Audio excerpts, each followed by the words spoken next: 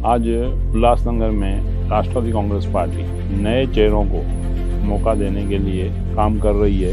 नए उम्मीदवारों को जोड़ना, आप आने वाले टाइम पे आप देखेंगे कि राष्ट्रवादी एक पहले से ज़्यादा स्ट्रांग होके उल्लासनगर में उभरेगा। एक है कि जज्बा है कि मैं उल्लासनगर के लिए कुछ कर सकूं, तो वो सोच के हिसाब से मैं गया था। आज जो एजेंडा लेके गया था मैं, एक्चुअल मेरी हार नहीं हुई है, वो उस एजेंडे की हार हुई है। जिनसे आप समस्या लेके जाते हो या जिनको चुन के देते हो, वही मेजर समस्या है, क्योंकि आज तक उन्होंने शहर को डेवलप किया नहीं है। तो वो सीसी में उनको 4 खाली बिल्डिंगें हाथ में आई थी, तो मैंने बोला उसमें 3 बिल्डिंगें सिर्फ मेरी होगी।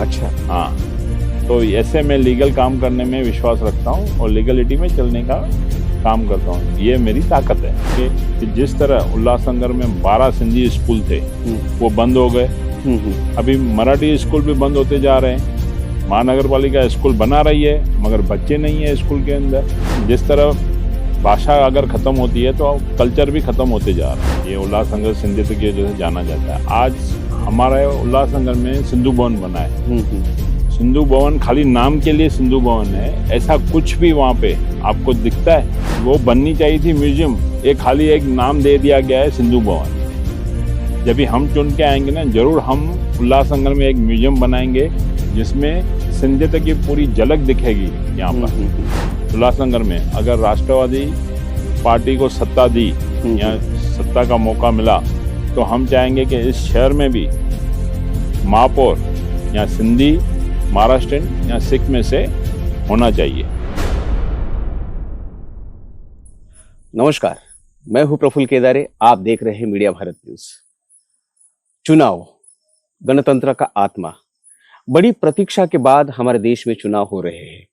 महाराष्ट्र के साथ साथ हम आइए बात करते हैं आज उल्लासनगर की, जहां पर बेसब्री से इंतजार था यहाँ के नागरिकों को, यहाँ की राजनीतिक पार्टियों को। चंद दिनों में इस चुनाव की तारीख जो है वो जाहिर हो जाएगी और हर पार्टी अपना मोर्चा बांधे हुए है।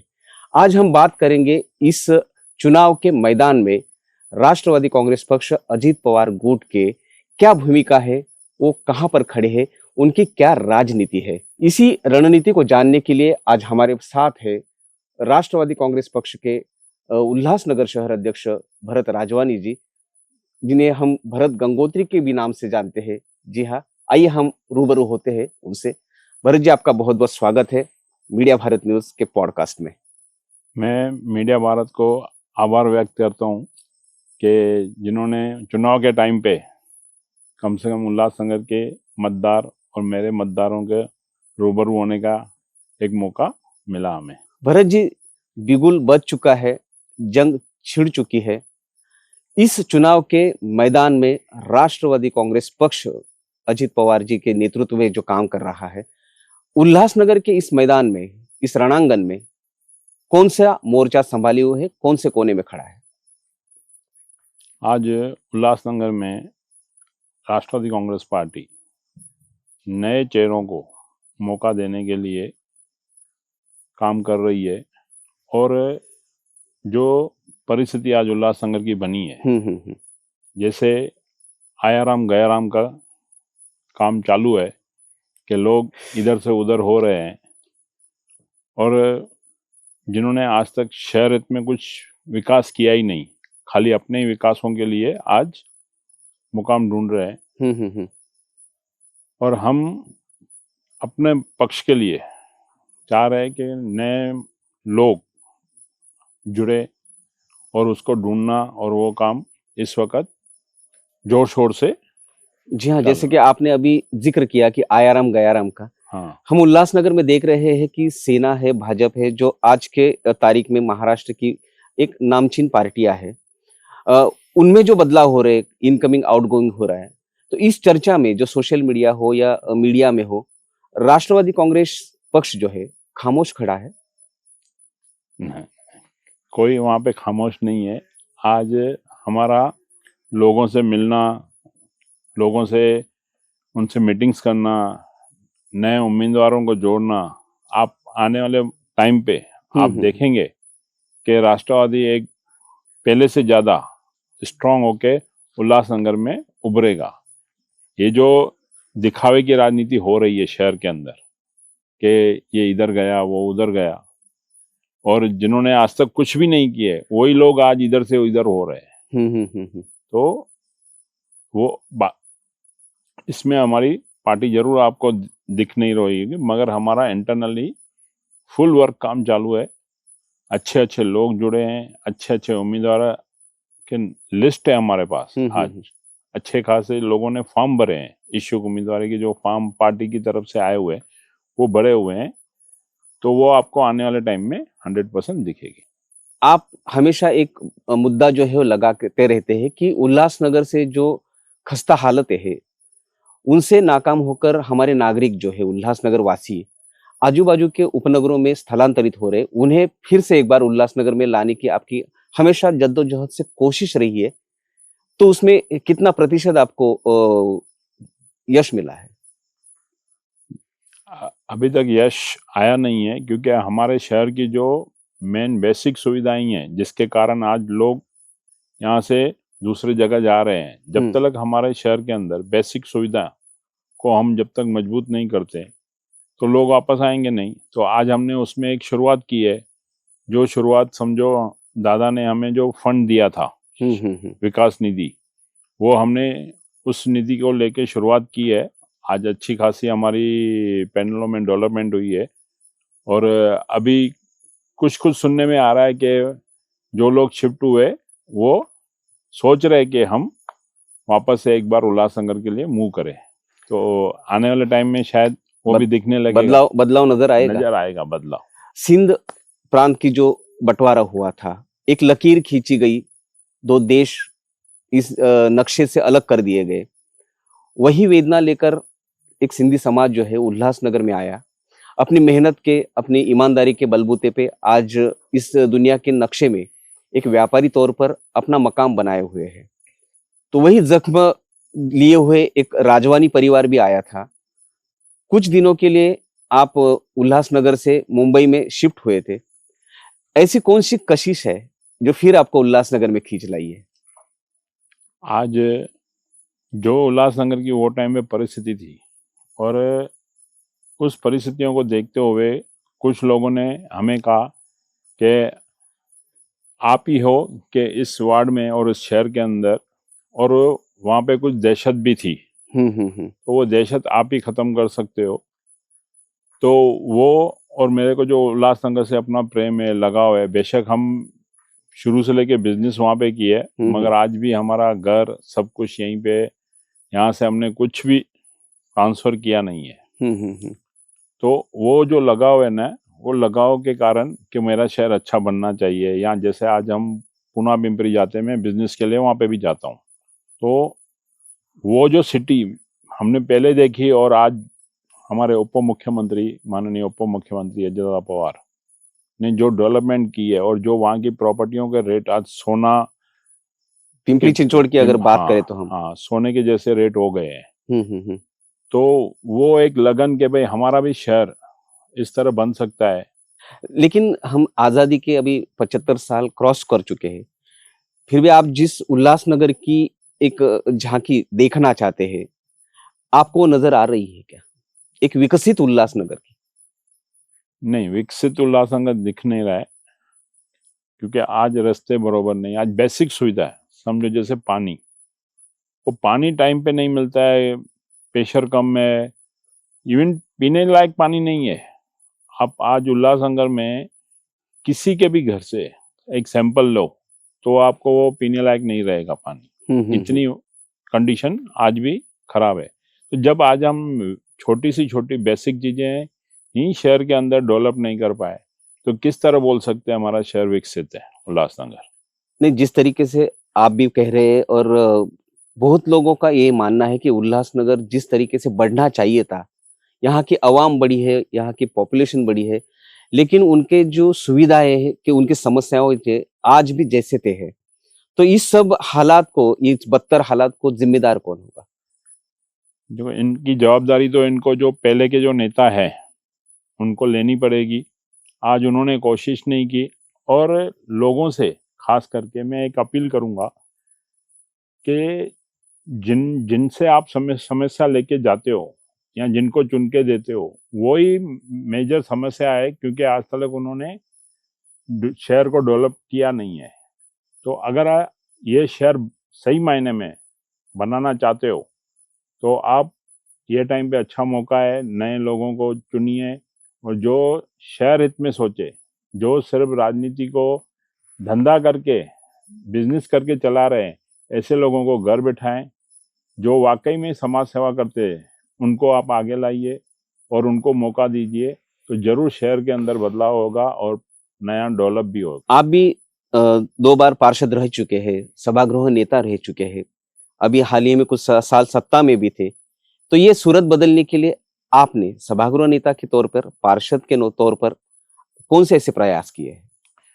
देखिए, मैं जब 2007 से नगर सेवक बना, तब से लेके मेरे पैनल के अंदर काफ़ी सारे डेवलपमेंट किए, रास्ते बनाए, गार्डन्स बनाए, पानी की पूरी सुविधा नहीं की। जब भी वहाँ पे लोग एक टैंकर लेने के लिए 3-3 घंटा तरसते थे, ऑफिस में इंतजार करते थे किसी के कि भाई हमको वो 3 घंटे 4 घंटे के बाद टैंकर मिलेगा। आज वो परिस्थिति नहीं है। आज हमने वो सब चीजें एकदम, जो लोगों का हक था वो हमने आके खुद उनको दिलवाया, नए रास्ते बनवाए, लाइटें लगवाई, आगे की जो प्लानिंग है, ब्लूप्रिंट, वो भी हम शहर में रखेंगे। अभी काफी देर के बाद चुनाव लगे हुए हैं, तो भरत गंगोत्री इस शहर का नेतृत्व करने वाले हैं, राष्ट्रवादी कांग्रेस पक्ष का, और कौन से आत्मविश्वास के साथ इस चुनाव को आप अभी सामने जाने वाले हो? हमारी जो समाज सेवा और हमारा जो विकास हमने जो अपने पैनल में किया है, आज जिस तरह जो फंड हम लाए, वो आज तक किसी भी नगर सेवक या इससे पहले किसी एमएलए ने भी नहीं लाए। तो वो दूरदर्शी रखकर हम लोगों को अपनी जो विजन है, हमारे जो काम है, हमारा जो विकास किया हुआ है पैनल है, वो दिखा के लोगों से, वो मॉडल दिखा के लोगों से 100% बोलेंगे कि आप हमको चुन के दो, तो हम, हमारे जो नए कैंडिडेट आएंगे, हम भी वो उस नए एरिया में विकास करेंगे और डेवलपमेंट। लेकिन चुनाव का माहौल अभी गर्म हो रहा है। आप देख रहे होंगे कि सेना हो, भाजपा हो, ये अपने अपने शक्ति प्रदर्शन दर्शाने में जुटे हुए हैं। तो आपको क्या आदेश है कि स्थानिक स्तर पर आप किसके साथ रहेंगे, या स्वतंत्र बलबूते पर इस चुनाव को आप सामने जाने वाले हो? ये हमारे जो राष्ट्रीय अध्यक्ष है, माननीय उप मुख्यमंत्री अजीत दादा पवार, उन्होंने हमें लोकल लेवल पे डिसीजन लेने के लिए खुला बोल के रखा है कि आप अपना डिसीजन ले सकते हैं, आपको किनके साथ अच्छा लगता है, किसके साथ, कौन सी पार्टी के साथ आप जा सकते हो। ऐसे उसके लिए कोई मना नहीं है। ऐसे बीच में अगर युति होती है किसी भी के साथ तो ठीक है, नहीं तो हम स्वतंत्र लड़ने के लिए भी आज रेडी है। और हम 1 से 78 नगर सेवकों के लिए हम रेडी है करने। तो युति के लिए सामने से आपके पास कुछ प्रस्ताव आ रहे हैं, या छोटे छोटे घटकों को लेकर आप कोई नया संगठन बनाने की सोच रहे हैं? देखिए, प्रस्ताव दोनों तरफ से आए थे, शिवसेना की तरफ से भी आए हैं, बीजेपी की तरफ से भी आया, मगर अभी तक बात आगे नहीं बढ़ी है। अगर चुनाव आ जाता है तो उस टाइम नया निर्णय लेंगे कि हमको क्या करना चाहिए, कि छोटे छोटे घटों को लेना है या इंडिविजुअली हम आगे जाएंगे। हम लगातार देखते हैं कि भरत राजवानी राजनीति में अपनी कोशिशें जारी रखते हैं, और आपका भी ये स्लोगन है कि चेहरा बदलो शहर बदलेगा। बराबर। तो मैं ये जानना चाहता हूँ कि आपने अभी जो विधानसभा की जो चुनाव थे वो लड़े थे, और उसमें जिस तरीके से आपको हार का सामना करना पड़ा है, क्या उसके बाद भी आपकी हिम्मत उतनी ही बरकरार है अभी? हाँ, उतनी ही बरकरार है। और मैं अपनी जो कॉन्स्टिट्यूंसी में समझो 141 में था, 140 में, और मैं लड़ा जाके 141 में एक नई सोच और नई डेवलपमेंट के हिसाब से जाके वहाँ पे एजेंडा लेके गया था कि जो जैसे लोग बहुत सारी बातें करते हैं कि हमारे शहर में विकास नहीं हुआ और ये लोग काम के नहीं है, वो काम के नहीं है, तो मैं वो हिसाब से गया था कि भाई मुझे एक है कि जज्बा है कि मैं उल्लासनगर के लिए कुछ करूं, कर सकूं। तो वो सोच के हिसाब से मैं गया था। आज जो एजेंडा लेके गया था मैं, एक्चुअल मेरी हार नहीं हुई है, वो उस एजेंडे की हार हुई है। अच्छा, हाँ, आज भी मैं उसी अपने इस पे कायम हूँ और मैं इसी तरह कार्य करता रहूंगा। तो आपका ये कहना है कि मतदारों में जागृति आना अभी समय की मांग है। मांग है क्योंकि आज भी लोगों को, जैसे आपको मैंने पहले भी बताया कि आज भी लोग उन्हीं लोगों को चुन के ला रहे हैं जो लोगों से समस्या पैदा हो रही है। अच्छा, तो ये किधर न किधर जागृति की कमी है। अगर लोग अगर हिम्मत करेंगे कि नए चेहरे को मौका दिया जाए, तो ही फिर इस शहर की सूरत भी नई बनेगी। उल्लासनगर में हम देखते हैं कि 4-4, 5-5 टर्म जो है कई पार्षद उस विभाग का नेतृत्व करते हैं, लेकिन उनकी सूरत, उनकी सीरत बदली है। लेकिन आज भी हम देखेंगे तो वहाँ की झोपड़पट्टियाँ हैं, वहाँ के चाल है, वहाँ की इमारतें हैं, उनकी अभी तक हालत बदली नहीं है। शहरों की चेहरे की हालत अभी तक बदली नहीं है। भैया जी, उल्लासनगर में हम देखते हैं कि एक समय था कि आपके मित्र पक्ष थे, आज आप एक दूसरे के खिलाफ खड़े हैं। लेकिन वही आपके कल के मित्र जो है आज कहते हैं कि उल्लासनगर में सेना और भाजपा की ही ताकत है, राष्ट्रवादी कांग्रेस पक्ष की कुछ ताकत नहीं है, भरत राजवानी कोई मायने नहीं रखता है। अभी छोड़ो ना बफुल भाई, आपको पता है कि किसने ये वाक्य किया? आप खुद पत्रकार हो। वो फाइल चोर, हाँ, वो फाइल चोर करके केस दबाएगा, वो ताकत कि जो कारपोरेशन में एकदम ब्लैक लिस्टेड कॉन्ट्रैक्टर है और आज भी उसके कॉन्ट्रैक्ट चालू है, ऐसे उसके लिए ताकत चाहिए। ऐसे उसको ताकतवर मानते हो? आप किसको समझते हो कि कौन सी ताकत होनी चाहिए? नहीं, समाज में तो दो तरह की ताकत होती है, एक तो अच्छाई की ताकत, एक बुराई की ताकत। हाँ, तो अच्छाई की मैं और अपने एक एग्जांपल्स बताता हूँ। अपने इधर उल्लासनगर में कायदे नवागा के जो अध्यक्ष है राज असोरकर, सामाजिक कार्यकर्ता, जो आपके अच्छे दोस्त थे। यस, मेरे बहुत अच्छे मित्र है। उन्होंने एक बार मुझे बताया कि 2005 से कम एक 10 साल का उन्होंने कुछ 12 साल का माहिती मांगा था कि आज तक कितनी बिल्डिंगों को कंप्लीशन मिला है, सीसी मिला है। तो वो सीसी में उनको 4 खाली बिल्डिंगें हाथ में आई थी। तो मैंने बोला उसमें 3 बिल्डिंगें सिर्फ मेरी होगी। अच्छा, हाँ, तो ऐसे मैं लीगल काम करने में विश्वास रखता हूँ और लीगलिटी में चलने का काम करता हूँ। ये मेरी ताकत है। बिल्कुल। मैं तो ऐसी ताकत की अपेक्षा करता हूँ जो निर्बलों को बल देने की कोशिश करे, जिनके ऊपर अन्याय हुआ है उनको न्याय दिलाने की कोशिश करे। भरत जी, लेकिन राजनीति में आखिर तक कोई किसी का दोस्त नहीं होता है, किसी का दुश्मन नहीं होता है। तो आज जो आपके ऊपर एलिगेशंस हो रहे हैं या आप उनके ऊपर एलिगेशंस कर रहे हैं, तो आगे चलकर अपने मुद्दे पे आप कायम रहेंगे? मैं 100% अपने मुद्दे पे कायम रहूंगा, किसी भी गलत काम को समर्थन नहीं करूंगा। भरत जी, महाराष्ट्र में मराठी भाषा बचाने के लिए बहुत बड़ा आंदोलन हो रहा है, जिसका समर्थन आपने भी सोशल मीडिया पे किया था। लेकिन आपकी जानकारी के लिए मैं बताना चाहता हूँ कि उल्लासनगर में सिंधी भाषा की भी उसी तरीके से बदतर हालत होती जा रही है। आपको ये चिंता का विषय नहीं लगता है?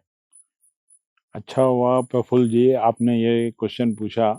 सही मायने में इसी कारण था कि जो हमारे सिंधी से जिस तरह से खत्म होती जा रही है उल्लासनगर में, उसी कारण था कि हमने मराठी भाषा का समर्थन किया। कि आज वो मराठी भाषा भी उल्लासनगर में, आज देखेंगे कि जिस तरह उल्लासनगर में 12 सिंधी स्कूल थे वो बंद हो गए। अभी मराठी स्कूल भी बंद होते जा रहे हैं। महानगर पालिका स्कूल बना रही है मगर बच्चे नहीं है स्कूल के अंदर। प्रफुल्ल जी देखो, आज सिंधियत के जो चीजें बोली जाती है, उल्लासनगर सिंधियत की वजह से जाना जाता है। आज हमारे उल्लासनगर में सिंधु भवन बना है। सिंधु भवन खाली नाम के लिए सिंधु भवन है, ऐसा कुछ भी वहां पे आपको दिखता है कि सिंधियत का कुछ है? सिंध सबसे सुनहरी और प्राचीन संस्कृति है, उसके कुछ भी अवशेष उल्लासनगर में दिखते नहीं है। तो कोई वो बननी चाहिए थी म्यूजियम, एक खाली एक नाम दे दिया गया है सिंधु भवन। जब भी हम चुन के आएंगे ना, जरूर हम उल्लासनगर में एक म्यूजियम बनाएंगे जिसमें सिंधियत की पूरी झलक दिखेगी। जिस तरह भाषा अगर खत्म होती है तो कल्चर भी खत्म होते जा रहा है। बरोबर है। तो हमें चिंता है उस चीज की कि ये चीज बचनी चाहिए और हम चाहते हैं कि आने वाले उल्लासनगर में अगर राष्ट्रवादी पार्टी को सत्ता दी या सत्ता का मौका मिला तो हम चाहेंगे कि इस शहर में भी महापौर या सिंधी, महाराष्ट्रन या सिख में से होना चाहिए। क्यों? अगर उत्तर प्रदेशी हो या यूपी बिहार से कोई बिलोंग करने वाला हो तो क्या तो हम दिक्कत है समर्थन आपको? नहीं करेंगे। आपको क्या दिक्कत है? दिक्कत हम चाहते हैं कि हम इस शहर के अंदर इन 3 समाजों ने अपना खून पसीना करके इस शहर को बनाया है, तो इसकी लीडरशिप सिर्फ इन तीनों को होनी चाहिए।